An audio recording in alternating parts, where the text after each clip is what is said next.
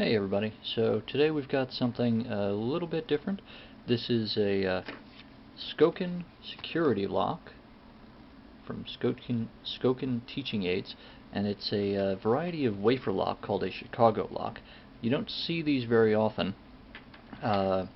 This is a true double-sided wafer lock where each side has a different bitting, and so the key really only fits in one way. But when you do, insert it, turn 90 degrees, and pull. There we go. And the entire core will come out. And you'll notice it has these locking lugs that are set 90 degrees off from where the wafer packs are, and you'll see they're very dense in there. I'll bring out another wafer lock in a minute to show you the difference. And if you look in there, the inside is pretty bare and there's no tailpiece. Well, the reason for that is that this is actually a collar or a cover for a standard bolt or screw that fits in through that hole in the back, and when the lock core is in place, it stops someone from being able to use a screwdriver to remove that screw, and makes it more difficult for whatever you have bolted onto the other end of that screw to be removed. So, first we're going to see if we can try to pick it, then we're going to compare it to a few other examples here. So we're going to stick it in, align the locking lugs, slide it in, turn 90 degrees to the lock position,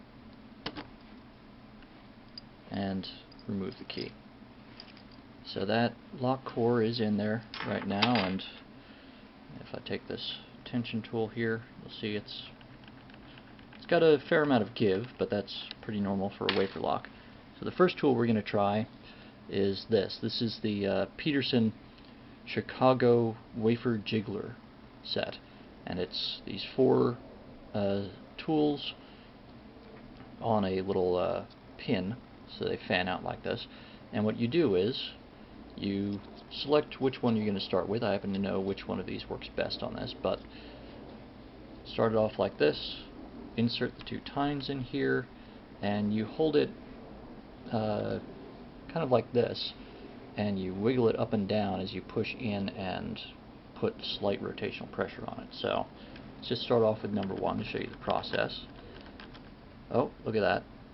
And it turns. We turn to the unlock position and pull, and then we can just reinsert and lock it back up.